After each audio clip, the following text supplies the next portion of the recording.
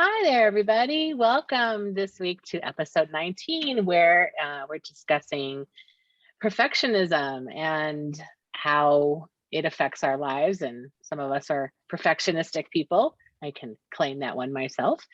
And I just want to say hello to my lovely co host, Becky. How are you doing today, Becky? I'm great. I am also a recovering perfectionist, so this will be a good one for us. It will. And this is our first time doing the record or the podcast on we'll do it on Zoom a lot, but we're actually putting this onto platforms like YouTube today and maybe in our group. And by the way, speaking of our group, if you'd like to check out our Facebook group, Try Self Love Try Self Love is our Facebook group. We have so many different names. It's the same name, about different areas. If you have any questions for us, though, or comments, please feel free to email us at tryselflovepodcast@gmail.com. And we'd love to hear from you. We love our listeners. We love having feedback. We love having questions and topics you want us to discuss. And so please feel free to reach out to us. And please join our group on Facebook because we'd really love to have you there as well. And it's just a nice little community. And we really love our listeners. So, yeah. So, we are going to talk about perfectionism today. And as Becky said, she's a recovering perfectionist. I think I am too. Maybe I'm still not recovering fully, but I'm trying. Yeah, Everything's a I work in mean, progress. sorry to cut you off. I just think like recovery doesn't mean perfect. Nothing means perfect, but we're just trying. We're trying to be aware and we're trying to correct where we can. And then where we get too crazy and rigid, we do some repair work if we need to with ourselves or others. Like to me, that's what recovery is. Like you never really get over it, but you try, you do your best. Right, right. Yeah, everyone's in healing all the time, once you set your mind to it. But right, nothing's ever really perfect. And I guess that's why this is a good conversation because even doing this podcast today and having it go on YouTube or wherever we put it, it's a little nerve wracking. Now we're going to out ourselves, and to the public. So, yeah, let's kind of knock it on my head a little bit for the perfectionistic thing. But so we want to talk today a little bit about some ways people are perfectionists and what that means, and just give a little bit of a have a little discussion about what that means to us. So, what do you think, Becky? Should we just get rolling with this? I love it. Let's jump right in. You and me, we're always So, jumping in the deep end. So, it's gonna get deep. Put on your scuba gear. Here we go. So, okay. So basically, having unrealistic expectations of yourself creates a sense of perfectionism, like as though you can't get it right, and sometimes changing your expectations of yourself helps you to calm down and kind of find a different way. And so, when we don't meet our expectations, we constantly feel disappointed and like we're not good enough and things like that. And so when we set our sights too high on things, sometimes instead of just taking small, things in small chunks and having small wins, we can get overwhelmed and feel like we're kind of a failure instead. And so there's a lot of like black and white thinking in that. So um, having realistic expectations is important. What do you think about that, Becky? when you were talking about that, what came to mind for me was like when your world might seem a little out of control, then you get even more strict with whatever you feel like you can control, right? That's in quotes because you can't really control that much, just yourself. But that's where the perfectionism slips in, right? If I can do everything perfectly, my family will be okay. I'm not going to lose my job. We're not going to be broke, whatever the problems are you're trying to solve. We just go into this mode of like, if I can just be perfect enough, then I'll be able to fix everything. And it's a really scary place to be in. It comes from fear and it comes from hiding who you are and trying to portray a different version of you that's more put together perhaps. I mean, it gets really complicated and it gets exhausting quickly. Yeah, when you said that, it reminded me of myself as a mother. I was going to say as a young mother who was just always hard on herself. And now it's definitely the case back then. And I think it's still the same now. I mean, thinking that I can sort of control everything that my children are going to do in life has gotten me into a world of pain.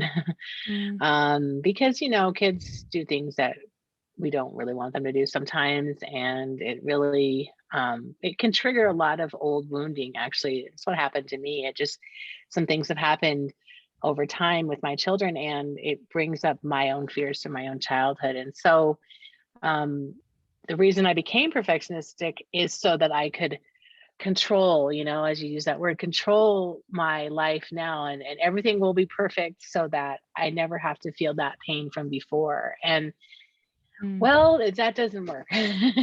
When it's time to learn your lesson and heal, something's going to knock you upside the head. I guarantee you that. Be ready for it. Be excited for it because it's going to help you grow, but it does not mean it's not painful, believe me. So, but that perfectionistic, I'm going to solve everything. I'm going to control everything so that my life is seamless and perfect is a hard one to, navigate really. Well, I mean, it sets you up for failure and a lot of shame and blame because when you can't be perfect, no one can. Spoiler alert. When you aren't perfect enough and the problems still occur, then you blame yourself. And it was probably never really your fault. I mean, people have their freedom, they can make their own choices, especially kids.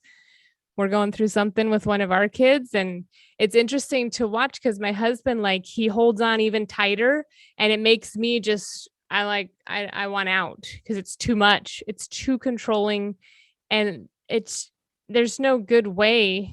There's no good way. You're not going to control your kid. And if you're trying, they're not going to like that either, whether they become passive aggressive to get out of it or if they're outright rebellious. I mean, nobody wants to be controlled, especially I feel like these younger generations are even more aware of what's going on. And it's like they just dig their heels in even harder. So it gets tricky and it sets up for a lot of pain and failure, misdirected blame and shame.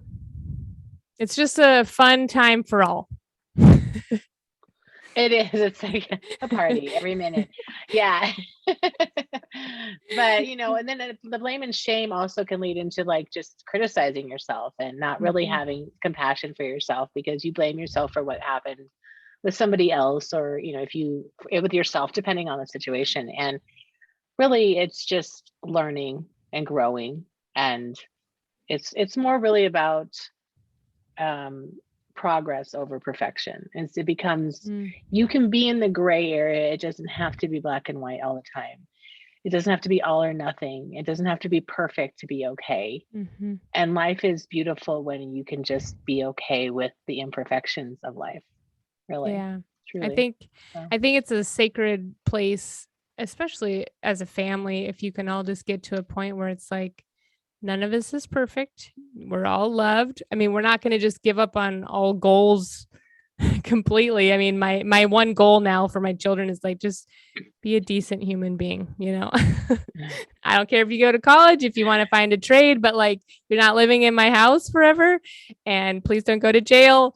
I just want you to be a decent, happy human being and the rest is up to you. But we got to bring these expectations down to reality. That's what's important. I mean, it's fine to expect your kids to do chores.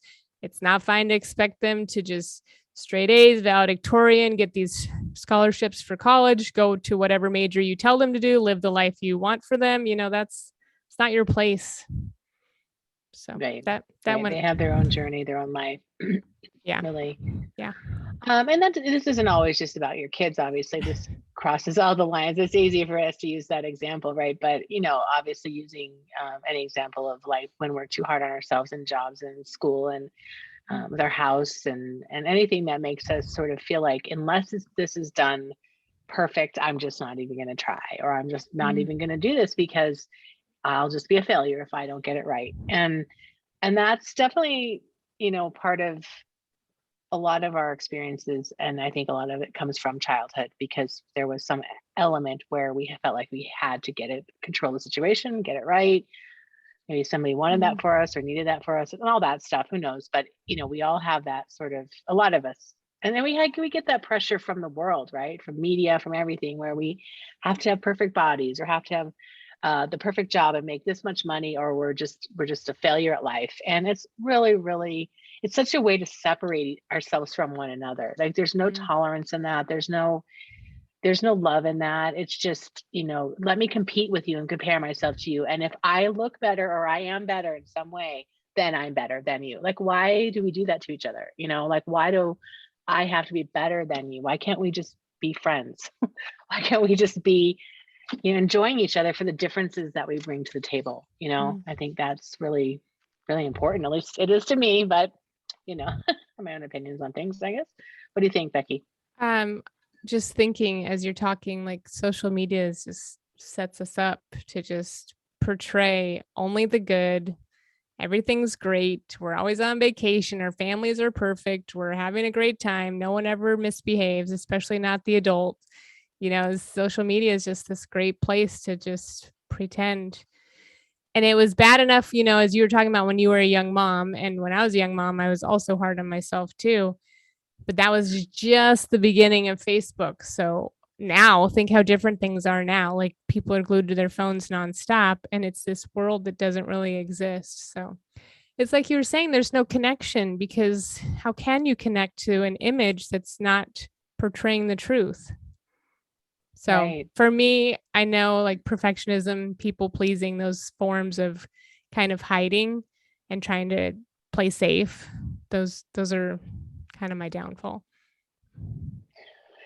Yeah, and I don't think you're alone. And just want to comment on how social media portrays this like happy place. Our conversations in our podcast have to do with, real feelings and real pain.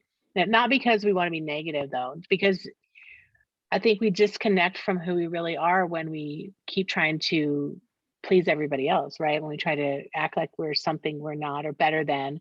And so just getting back to square one, getting back to, wait, I don't really necessarily want to compete and compare myself with other people. I don't want people to do that to me either. I just, you know, want to be myself. I want to be authentic, right? That's where like we want to head with this conversation. It's just, how do you get back to really, really being okay with yourself, being true to yourself and finding your own level of self-love, you Hmm. know? Yeah, it's a great point. I mean, if you don't know yourself and you're not engaged with your values and who you truly are, you just want to portray this perfect person and you're going to be super strict and you're going to make sure you do everything right. I mean, you're almost alienating not just from yourself, but from society. People don't want that. They want to have a real human in their life. They don't want this robot that's fake. It's important. I'm part of this group through PACE, and we just get together and just kind of talk. And we titled our group Building Personal Strength Through Compassion and Authenticity. So I love that you were bringing up both of those points because I think it's so important to have compassion for those parts of us that are never going to be perfect, that have no desire to be perfect. When we're pushing so hard for perfection, they're like in the background running away, screaming, like, no, I want nothing to do with this. And then where are you, where are you left? If you don't have the possibility of attaining a goal, you lose all motivation and you don't do anything. So this perfectionism is a good way of also staying stuck and not doing what you really want to do. So it's tricky. I love that. That's so true. That's pretty common. I see that people, because you sabotage yourself when one part of your mind wants to do something and you feel like you should be doing it, like quote unquote should be, right? And then there's another part of you that's like, well, but you're not going to do it because you can't. You're tired. You need to eat. Something else needs to happen, and you don't know that part of your mind's talking to you. I mean, that sounds kind of funny, but there's just different levels of subconscious and unconscious, and when your subconscious makes a decision, that's what happens in your life. Whether you consciously will yourself into doing something or because you need to do it to please everybody else or to get to lose a certain amount of weight, to love yourself more or please other people more, whatever your reason is. And there's another part of your mind that's like, no, you need to rest. No, you have a lot of stuff going on inside of you right now. You don't have the energy to work out, and it feels like you're being sabotaged or you're making excuses or you're being lazy or something. And that's that all or nothing thinking again. It's like, well, if I'm not going to be able to just get up and take a little walk right now, I'm not going to do anything, or something like that. So I feel like, we it gets exhausting people pleasing also. That's another thing. It just gets so tiring trying to figure out and pretzel yourself for everyone else. There's no winning in that for anyone.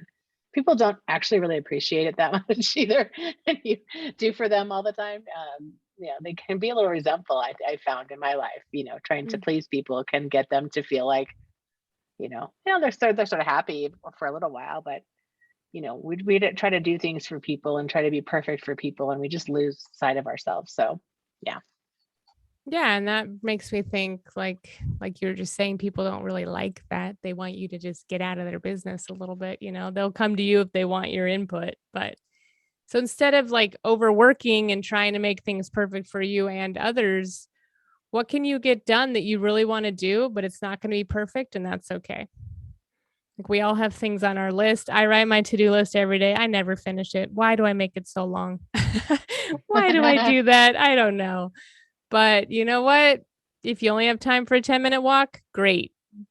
Cross it off. You exercised. Who cares if it's not an hour in the gym punishing yourself? Maybe you actually enjoyed it a little more being outside in the fresh air, right? Like finding that balance. Done is better than perfect because it's never done. So, Yeah, that's a good reminder for me. I think about my to-do list. I have a long one. I think about, exercising, doing these 2 days, and these 3 days, and it doesn't get done as much as I'd like because there's a pressure there. Why don't I just do this a couple days, maybe do this a couple days, and call it even or something, or you know. So I still struggle with black and white thinking, and well, if I'm not going to get it done for at least 45 minutes, I'm not going to do it at all, and then I'll just stop myself. So yeah, definitely that's an area that I struggle with. But like you're saying, just take it in smaller doses. Like 10-minute walk for me would be like great. My dogs would love that, but I would be like, I don't think so. I still struggle with that a lot. So yeah. right. But that's being too rigid, because some days it's just going to be that 10-minute walk. And then, like you said, you're like, I stop myself. And that's when you interject, like, nope, 10 minutes is great. I'm killing it today in life, right? Like whatever we need to do to challenge those thoughts. We're not looking for perfection. We're just looking for done and done. Well, and that reminds me of this idea of, sort of challenging those negative thoughts. Like you were saying, like, okay, I don't want to do it if it's not going to be perfect. Well, why don't I look at it a different way? Done is better than perfect, and 10 minutes is better than nothing, right? And so do you have anything to say about like the challenging your negative thoughts aspect?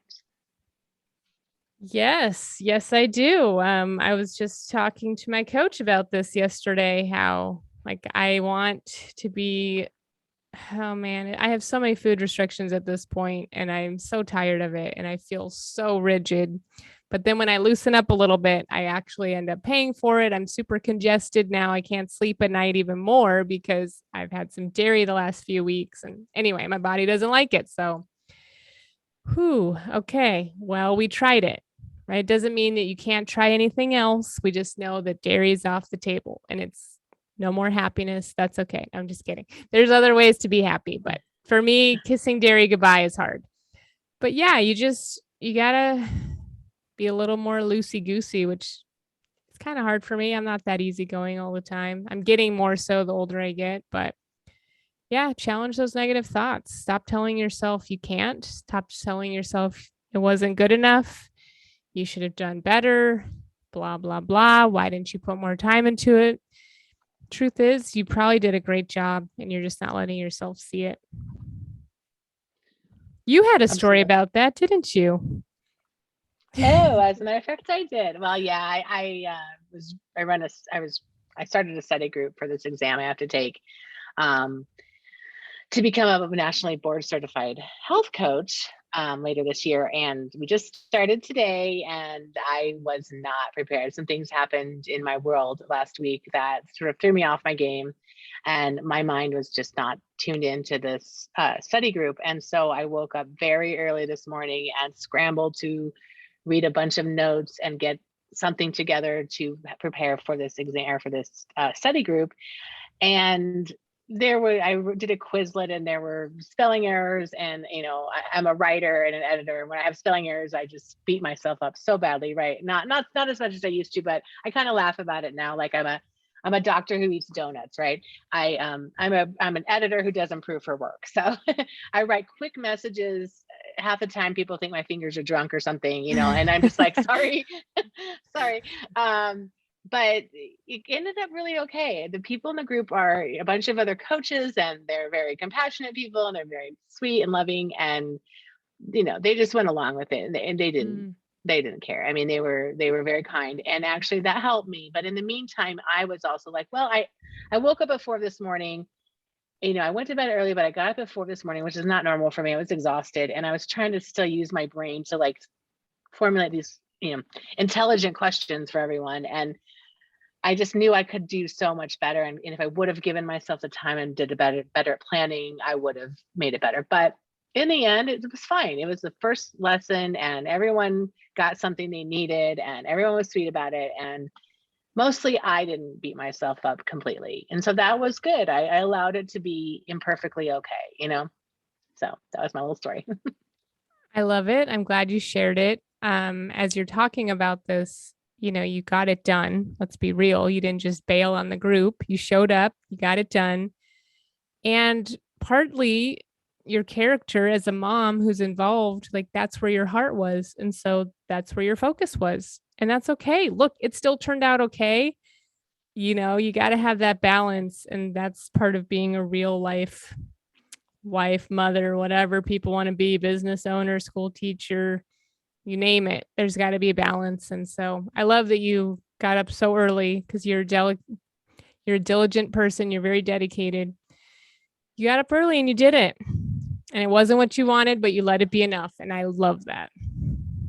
Thank you. Yeah. And that's something I want our listeners to know too. It's like balance, you're right. Balance is really important. And not comparing yourself to other people and how they might do it, and realizing some people are going to do it better than you and some people aren't, and that's okay. It doesn't matter. You just find your groove and you do the best you can, and just appreciate yourself for doing that, and hopefully other people will appreciate you for doing what you've done. And if they don't, honestly, that's on them. If they can't appreciate that somebody tried to help do something good, it's really not my problem. It's not your problem. You're just doing the best you can to contribute to life and help people in the best way you can. Some days are better than others, and it's really it brings a lot of relief to me when I say that. And so I hope hearing it brings relief to people, that it's okay to take a breath and not be perfect. Nothing's going to happen. That's the end of the world will not come if you don't get it perfectly right this moment. So yeah, I was just going to say, yeah, when you let go of that competition with others and even with yourself. I mean, even when you said it's such a relief, like I was like, it is a relief. Like, you don't have to be at war with yourself. Just let it be enough. You're doing your best. You love yourself. You've got goals. Maybe they won't happen the way you want or as quickly as you want, but that doesn't mean you give up. Just stick to it, figure out who you are and what you want, but you drop the perfectionism. That's the most important piece if you want peace in your life. Yeah. And just one more part I wanted to mention was about the, not comparing yourself, and just instead of being ashamed of your flaws, love yourself the way you are.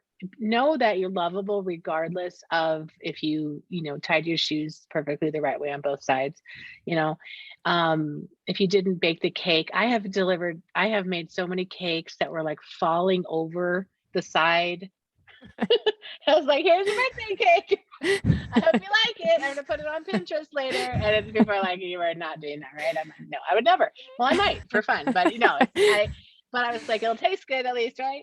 And it's just like, well, I am who I am, and I'm not perfect, but I'm trying to just be myself, and I know I'm lovable regardless of how sloppy my cake looks. Like, it doesn't matter in the grand scheme of things. It really doesn't. What matters is that you know that you are loving and that you're lovable and acceptable, and that when those voices come in and tell you that you're a bad person or you really messed it up or something, you can challenge that, because that's not true. Who you are at your heart and soul is a lovable person. So it doesn't matter if you messed it up. You're still going to be, you still deserve love. How about that? Yeah, I love that. So, I always say make space for grace, right? Because you're going to mm, be with yourself for the rest of your life. So you can either be mean to yourself or you can say, you know what, we did our best. Maybe we'll do better next time. Maybe we'll do worse, but we're not going to give up. I love that. That's so good. That almost brought me to tears thinking about that. It just makes me feel good to think about that in that way. And I'm going to use that now. I'm going to steal that from you. And I hope our listeners will too, because it's a good Perfect. one. Make space for grace. Well, thank you so much for this chat today, Becky, and for to listeners for listening in and tuning in and watching us on YouTube if that's where you see us. And this is our first live on YouTube recording. We've done other podcasts, which we can link to this underneath in the notes. And if you guys have any comments, please let us know. Please feel free to reach out, and we will see you guys again next time. Hope you have a really great week. Thanks. Thank you, Kristen. Bye, everybody. Bye.